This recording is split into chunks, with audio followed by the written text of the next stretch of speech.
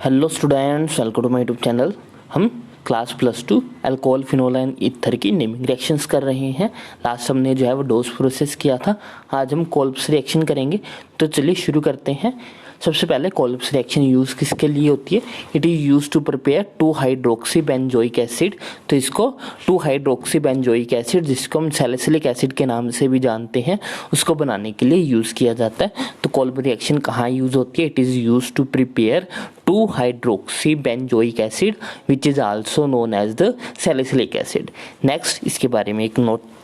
When phenol is treated with sodium hydroxide, जब phenol को sodium hydroxide के साथ रिएक्ट करवाया जाता है तो फिनोक्साइड आयन बनता है, जो कि ज़्यादा रिएक्टिव होता है as compare to phenol towards the electrophilic aromatic substitution reactions. जब हम फिनोल को सोडियम हाइड्रोक्साइड के साथ रिएक्ट करवाते हैं तो हमारे पास फिनोक्साइड आयन बन जाता है। फिनोक्साइड आयन होता है हमारा O के ऊपर नेगेटिव चार्ज, ये हमारा फिनोक्साइड आयन होता है।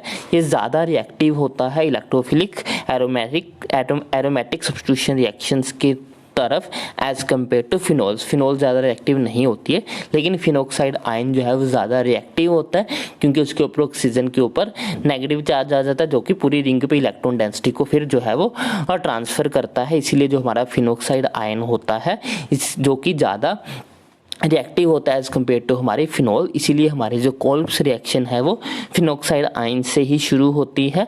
तो इसमें हम करते क्या है? In this reaction sodium phenoxide is heated with carbon dioxide at 400 Kelvin and 4 to 7 atmospheric pressure gives sodium salicylate, which on acidification gives 2-hydroxybenzoic acid, also known as salicylic acid। जब इस रिएक्शन में क्या किया जाता है? इस reaction में हम सोडियम फिनोक्साइड को हीट करते हैं कार्बन डाइऑक्साइड के साथ। टेम्परेचर रेंज है हमारी 400 केल्विन और प्रेशर रेंज है हमारी 4 to 7 एटमॉस्फेरिक प्रेशर। जब सोडियम फिनोक्साइड को हीट किया जाता है कार्बन डाइऑक्साइड के साथ तो हमें वो देता है सोडियम सैलिसिलेट, जिसको आगे एसिडिफिकेशन करने पे हमें मिलती है 2-हाइड्रोक्सी बेंजोइक एसिड यानी कि सैलिसिलिक एसिड।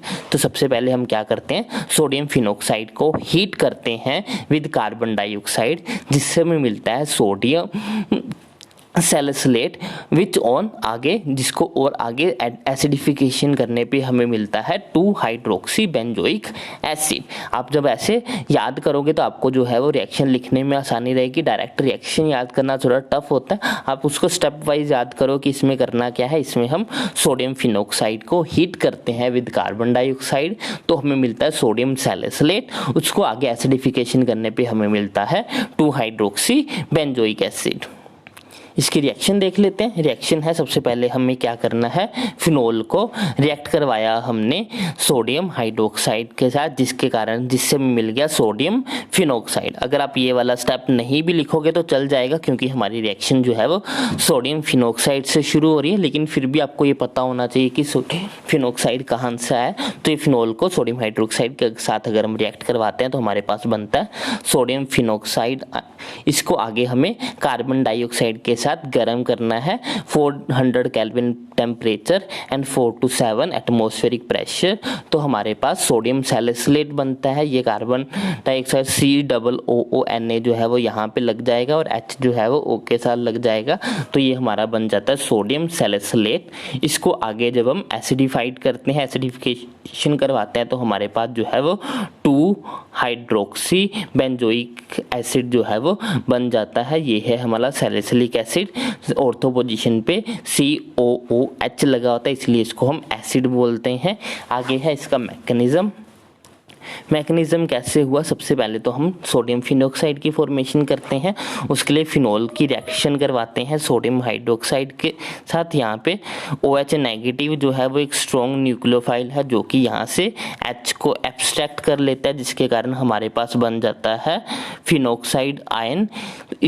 O के पास नेगेटिव चार्ज है, इसलिए इसके पास सोडियम अट्रैक्टिव फोर्सेस के कारण आ जाता है, जिससे हमारा बन जाता है sodium phenoxide ion. Sodium phenoxide उसके आगे हम जो है वो, क्योंकि O के ऊपर नेगेटिव चार्ज होता है इसके ऊपर, तो नेगेटिव चार्ज जो है वो रिंग के ऊपर रेजोनेटिंग स्ट्रक्चर शो करेगा, पूरी रिंग पे घूमेगा, तो ये नेगेटिव चार्ज यहाँ पे आ जाता है, जिसके कारण बीच में डबल बॉन्ड बन जाएगा और ये इलेक्ट्रॉन यहाँ पे शिफ्ट हो जाएगा। जैसे यहाँ पे दिखाया गया आपको, ऑक्सीजन और कार्बन के बीच में डबल बॉन्ड हो गया, लेकिन O के ऊपर पॉजिटिव चार्ज नहीं आएगा क्योंकि O ने अपना कोई भी इलेक्ट्रॉन लूज नहीं किया है, तो ये वाला जो डबल बॉन्ड था ये शिफ्ट होकर यहाँ पे आ गया, नेगेटिव डेंसिटी क्रिएट कर रहा है। इस नेगेटिव चार्ज ने जो है वो कार्बन डाइऑक्साइड के ऊपर अटैक करता है।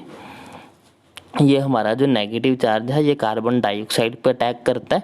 कार्बन डाइऑक्साइड पे जैसे अटैक करेगा तो कार्बन के 5 बॉन्ड बन जाएंगे, जो कि पॉसिबल नहीं है, इसलिए एक ऑक्सीजन का बॉन्ड जो है वो ऑक्सीजन पे शिफ्ट हो जाएगा, तो हमारे पास बन जाता है आगे ये वाला पिक्चर। यहाँ पे COO और O नेगेटिव जो है वो यहाँ पे ऐड हो गया।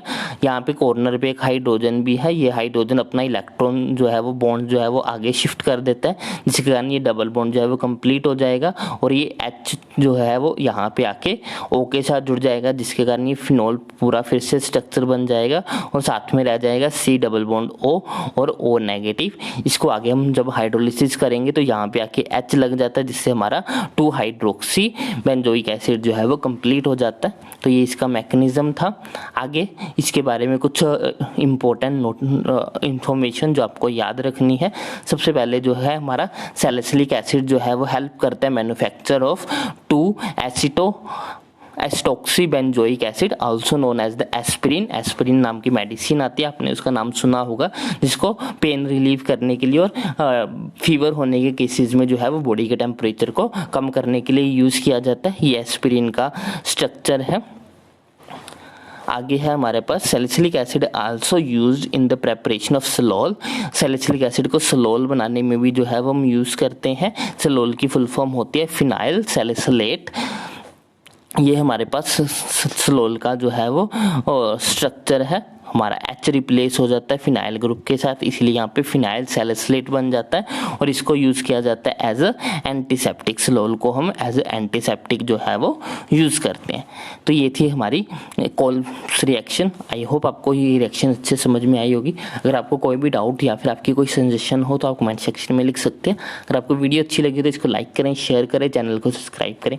Thanks for watching, bye bye, take care.